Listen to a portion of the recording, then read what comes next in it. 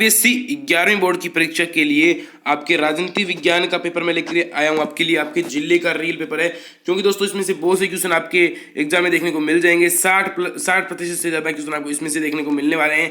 पूरा पेपर आपको रट लेना है। 80 नंबर का पेपर होने वाला है आपके लिए।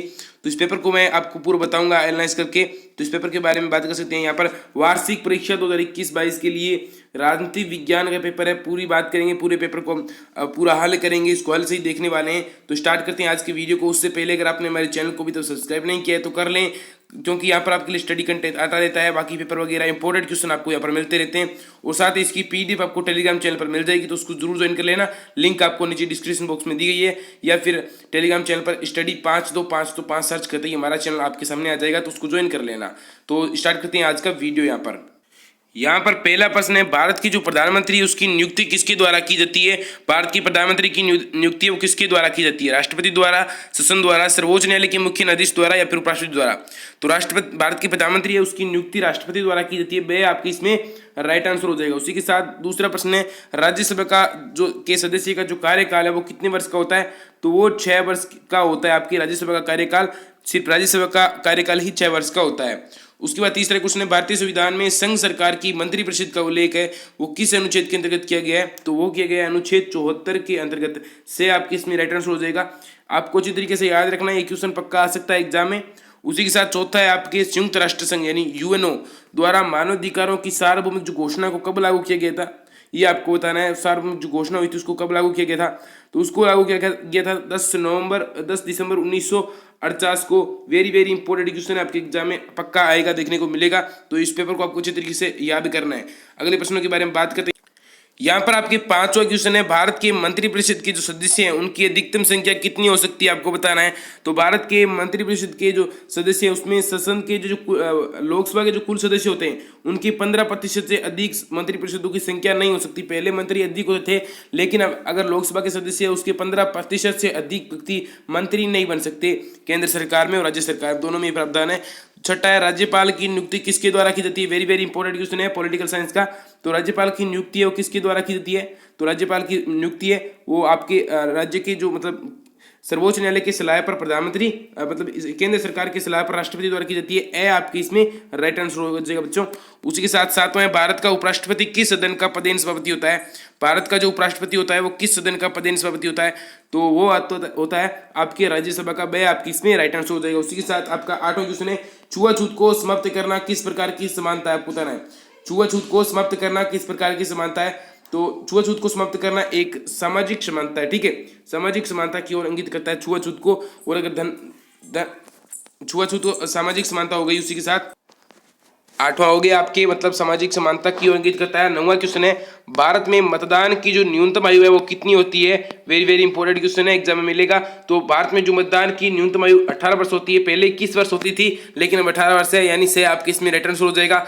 10वां क्वेश्चन है, भारत सरकार का औपचारिक प्रधान कौन होता है? आपको बताना है। भारत सरकार का जो औपचारिक प्रधान है वो कौन होता है? तो भारत सरकार का जो औपचारिक प्रधान होता है वो होता है भारत का मतलब राष्ट्रपति। दे आपके इसमें राइट आंसर हो जाएगा। प्यारे बच्चों, आपका रिक्तिस्थानों की पूर्ति करने वाले प्रश्न आ रहे हैं यहाँ पर। पहला प्रश्न है, नारीवाद के अनुसार स्त्री पुरुष असमानता का जो प्रमुख कारण है वो क्या? आपको बताना है। तो इसके अनुसार, नारीवाद के अनुसार इसका मतलब है वो है पितृसत्ता। क्या है? पितृसत्ता इसका प्रमुख कारण है। ठीक है, पितृसत्ता है वो इसका प्रमुख कारण है नारीवाद के अनुसार। और आपका अगला प्रश्न है, किसी द्वारा पेश किए गए विधेयक को सरकारी विधेयक कहते हैं। ठीक है, आप लिखते हैं किसी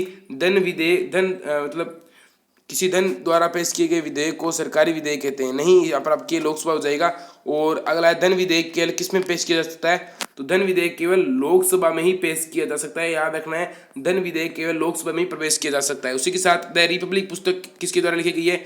तो द रिपब्लिक जो पुस्तक है वो उसके लेखक आपका नाम था है। उसी के साथ भारतीय शासन द्वारा दल बदल निरोधक कानून कौन से संविधान संशोधन के अधिनियम के द्वारा बनाया गया था? वेरी इंपॉर्टेंट क्वेश्चन है, मतलब आपके ये आपके बनाया गया था 92वां संविधान संशोधन के अनुसार। ठीक है, छठा क्वेश्चन है, भारत में वर्तमान में लोकसभा के कितने निर्वाचन क्षेत्र है? वो है आपके 512 निर्वाचन क्षेत्र, आपको याद रखने हैं। उसी के साथ सीनेट कौन से देश की संसदीय सदन है?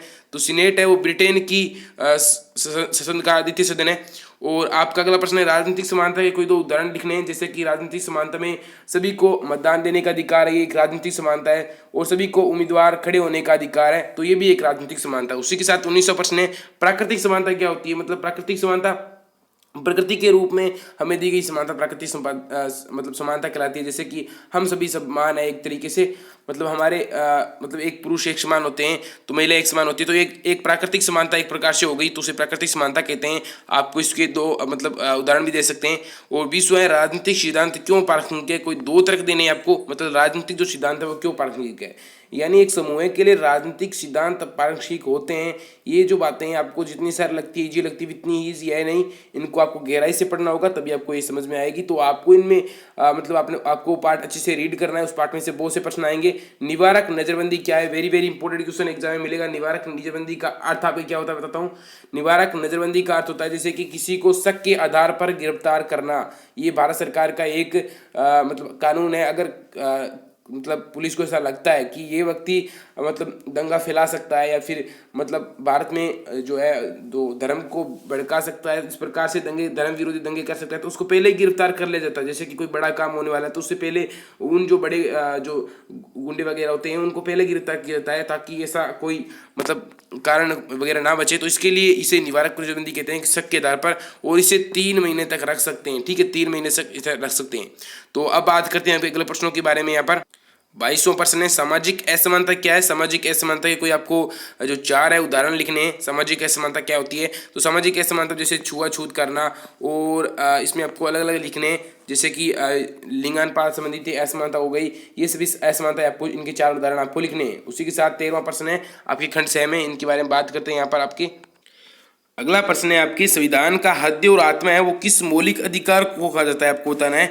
और ये हमारे मौलिक अधिकार है वो किस प्रकार रक्षा करता है? तो संविधान का हृदय और आत्मा किसको कहा जाता है? संवैधानिक उपचारों के अधिकार को संविधान का हृदय और आत्मा कहते हैं। डॉक्टर भीमराव अम्बेडकर ने इसको संविधान की हृदय और आत्मा कहा है। और ये हमारे मौलिक अधिकारों की इस प्रकार रक्षा करता है, अगर हमारे मौलिक अधिकारों का हनन होता है तो हम संवैधानिक उपचारों के अधिकार के अंतर्गत न्यायालय में अपील कर सकते हैं।